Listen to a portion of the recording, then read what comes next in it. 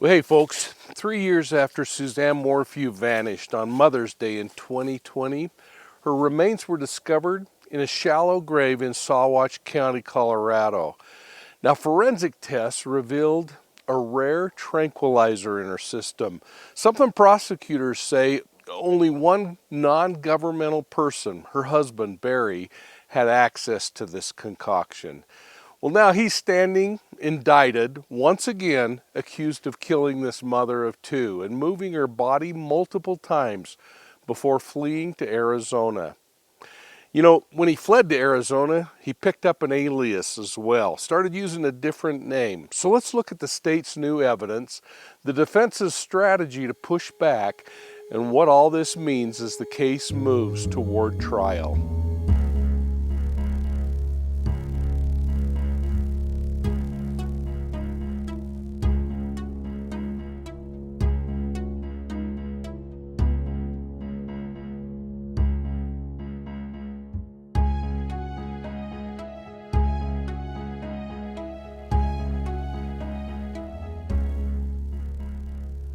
Well, welcome back to Profiling Evil. You know, CrimeCon 2025 just ended.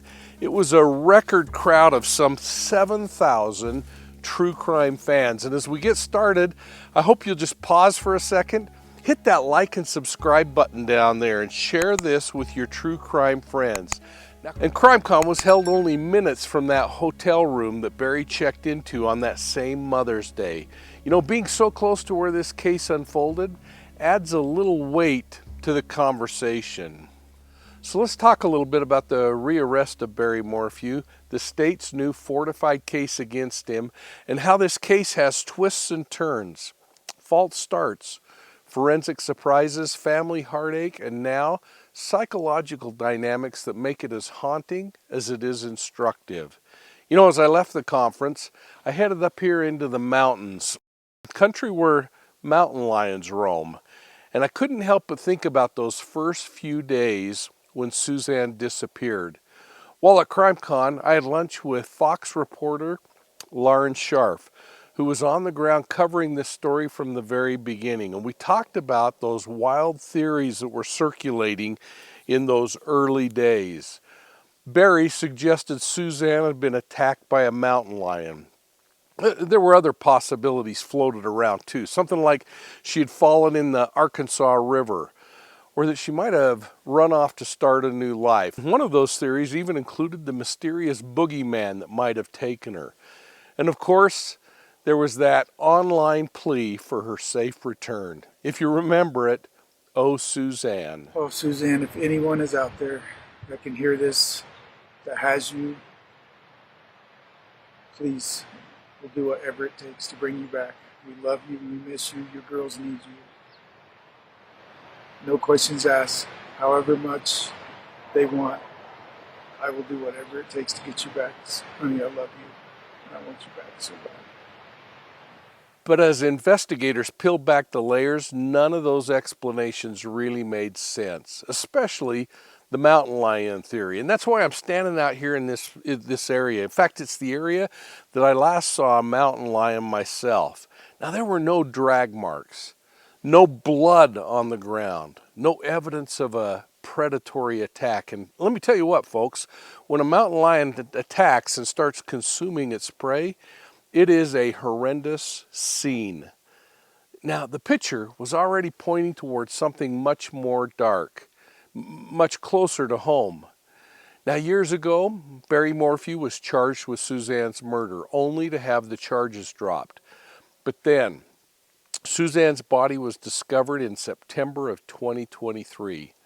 In the meantime, a new district attorney had come to town, and everything seemed to kick into. The question is it going to be enough? So I wanted to just take a moment and look at the state's case, because Suzanne's story begins in Salida, Colorado, where she was living a picture-perfect life, at least on the surface. But behind closed doors, Suzanne confided to her friends that her marriage was collapsing. She felt that she was in a controlling, narcissistic, and increasingly unbearable relationship, according to the media reports that are out there. And to complicate matters, She was secretly having a long-distance affair with an old acquaintance.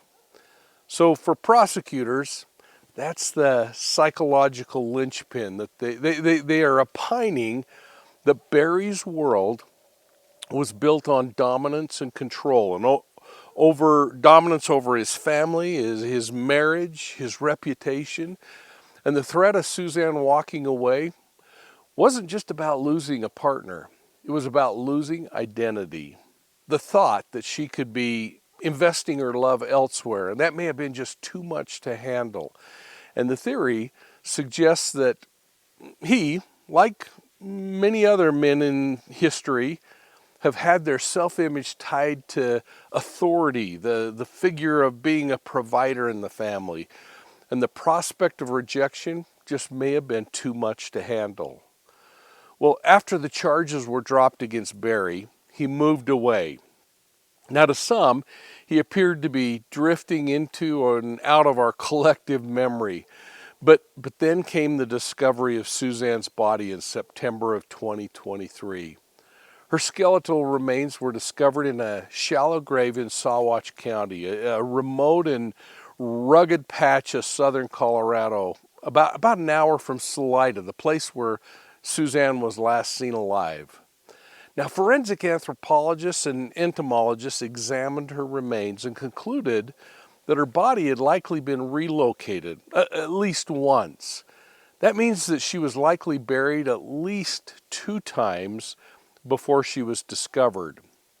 Now, they say her bones were bleached, but largely intact, and they lacked the expected damage that you might see if she decomposed naturally in the wild or had been subject to scavengers. That we call it predation, when the animals kind of drag off the remains of a carcass. I hate to put her into that category of a carcass, but that best explains it. So, in other words, this wasn't nature. It was staging. But the forensic bombshell that was really important in this case is the discovery of BAM, that rare tranquilizer cocktail that was in her bone marrow. And here's the kicker. At the same time that Suzanne disappeared, the arrest affidavit says that Barry Morphew was the only private individual in the entire county who had access to that same drug concoction. And don't forget about the fact that tranquilizer paraphernalia was found during the search by investigators inside the Morphew home right after she disappeared. Guns, darts, that dart cap that was recovered in the dryer. So for the prosecution, this all points to the methodology of murder. These things, along with other traditional forms of evidence, started creating a theory. And then there's Barry's behavior on the day that Suzanne disappeared. It only deepened suspicion. It was Mother's Day. He wasn't home cooking his wife breakfast in bed. Instead, he was nearly 2 hours north in Broomfield, Colorado, supposedly preparing for a new job site, working alone. Now, he did it early in the morning when his employee that he was supposed to go with said they weren't leaving until Sunday night. Digital data showed him his mobile phone pinging off cell towers in all kinds of strange locations. His truck was going in and out of gear.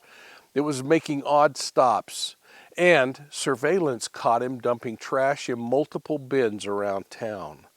All this could realistically be signs of kind of a cleanup behavior. These frantic attempts to scatter or erase evidence. And when you look at the whole picture, the state's narrative really starts to come into clarity. It starts to seem plausible. They say Barry tranquilized Suzanne, that he killed her, and then he relocated her body in an effort to cover up the crime scene, all while destroying evidence. And when that first case fell apart, instead of settling into life in Colorado, he moved to Arizona and he began living under aliases. In fact, when police arrested him in 2025, they arrested him under that alias. And to prosecutors, that's not just changing your name. They say that's consciousness of guilt. the defense isn't going down easy on this one. They're not going down without a fight because they're already working to reframe this narrative. First, they're going to attack the forensic evidence and argue that the BAM in the bone marrow doesn't prove that it was injected. It could have been contaminated or a false positive, they might argue.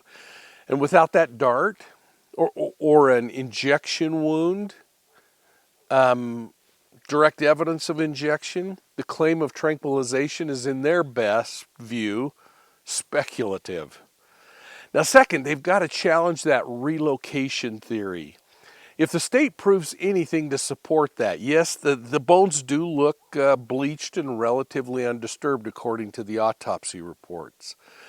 So they might bring in experts to suggest things like high altitude or oft arid environments would bleach these things naturally. And I'll tell you what, I found bones here in the woods that you could argue were bleached looking.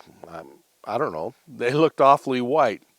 They might try to convince the jury that the state experts are only filling in gaps with theories. They might even say that, it shows nothing to prove that Barry Morphew was responsible for moving Suzanne's body. And third, they're going to suggest that the state's position around motive surrounding that unhappy marriage is flawed. Because even if they agree that the couple was unhappy, they're going to point to Suzanne having an affair, and they'll try to remind the jury that having an unhappy marriage doesn't equate to murder. Now, they may suggest that Barry was the opposite of a controlling abuser, that he was a man who was blindsided by grief and unfairly targeted by tunnel vision investigators. But I don't know how they're going to argue that alias. To the prosecution, it's flight. To the defense, they might argue that it was simply survival. I mean, think about it. This guy might be someone that they point to as being hounded by the press, vilified online, and forced into anonymity. So taking on another name would actually shield him from the harassment. And it should be thought as a way to do that, maybe, rather than a mask to hide guilt. So those are the two options there. And ultimately, the defense is going to hammer one phrase again and again: reasonable doubt. Because there are no eyewitnesses. There's no murder weapon. There's no clear cause of death other than I think you have to argue that the BAM is a cause could be a cause of death. There's just a pile of circumstantial evidence and a whole bunch of assumptions.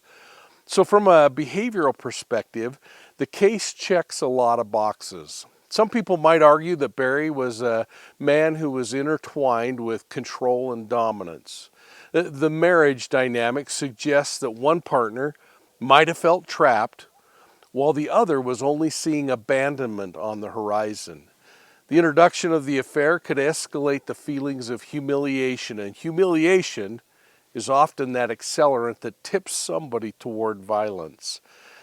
And don't disregard what appears to be these frantic post-offense behaviors, because if they're reported accurately, erratic digital breadcrumbs, the multiple trash disposals, the relocation of the body, those don't support a transparent response to an accident or even an intentional crime. It's a profile of somebody who's desperately trying to keep the truth hidden. Now listen, I want to pause long enough to include something that I think is very important, and that's that Suzanne and Barry's daughters have stood by their father through this entire ordeal, and that frustrates some people. They've even spoken out in defense of Barry, appearing alongside him in media events after the charges were dropped.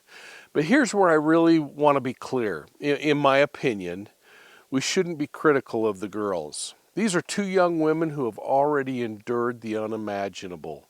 They've lost their mother. And if Barry's convicted, they stand to lose their father too. And in fact, I guess we could argue that they already have lost Barry twice to incarceration. Now, many suggest that his chances of getting out of jail before the trial are pretty darn good. And that's a double blow, a blow that most of us can't even fathom. Now, their support of him might come from love, from denial, from hope, or simply from a survival instinct. These things are complicated and deeply human. So while the courtroom drama plays out, let's not lose sight of the collateral damage that occurs in these kinds of cases. In this case, two daughters caught in the crossfire of truth, love, and devastating loss. You know, I've been going back and forth looking at newspaper articles in this case, specifically to get a better understanding of information as it was unfolding in real time. And I'm going back and looking at the newspaper articles because reading those articles online is sometimes confusing, because the articles seem to get updated even though they might appear to be written months or years earlier. That updated content could change the whole flow of things. And this is where one of my secret weapons comes in that I want to share with you. It's called newspapers.com. I'm on their site all the time uncovering old headlines, piecing together criminal puzzles, and even finding wild connections in my own family tree. Now, in this case, I found a lot of old newsprint articles that I haven't found online. In other words, I find newspapers.com to be really helpful and really powerful, and I wanted to share it with you because if you love going down the rabbit hole as much as I do, whether it's exploring cold cases like Suzanne's murder or even chasing down mysteries in your own family, you're going to want to check out newspapers.com. And if you go to this link down here at the bottom, I've worked out a 20% discount on a membership so that you can take advantage of it. You can cancel at any time. So just jump in. And just so you know, I get a small commission if you sign up, but it helps keep Profiling Evil going. Now, as we circle back to the Suzanne Morphew case here in Denver, Colorado, think about this. Suzanne's story isn't just about a missing mom. It seems like it's a case that's about power, dominion, control, family loyalty, and the devastating consequences when all those things collide. Barry Morphew is once again facing murder charges, and this time the state believes that they have the science and the story connected. They hope to convict him of murdering Suzanne. Now, the defense believes that they can dismantle it piece by piece. And the real question is, how will the jury see this? Will they see it as a narrative full of gaps or as the final chapter in a hunt for justice? So please let me know what you think about this and put your comments down below. Will the BAM evidence be the smoking Tranquilizer gun, or is this case still too much circumstantial and too little to convict? Take a moment. Read each other's comments and weigh in, and let's learn some things together. And remember that you can find Profiling Evil on Facebook, Instagram, YouTube, and Twitter. And if you like your true crime on the go, make sure that you're subscribing to Profiling Evil's audio podcasts on your favorite podcast platform. And please, take a moment to hit that like and subscribe button and subscribe to Profiling Evil and share us with your friends. You know, CrimeCon 2025 in Denver was an absolute blast. I hope you'll plan on going next year in May in Las Vegas, Nevada. Profiling Evil was so honored to be nominated by you for the 2025 People's Choice Award. We want to congratulate the winner, Crime Weekly. That was well deserved. And I want to play that clip as they read off the nominees and the winner. On 2020, Nightline, and Good Morning America. He's an 8-time Emmy Award winner and the creator and host of What Would You Do? Just renewed for its 18th season. Please welcome John Quinones.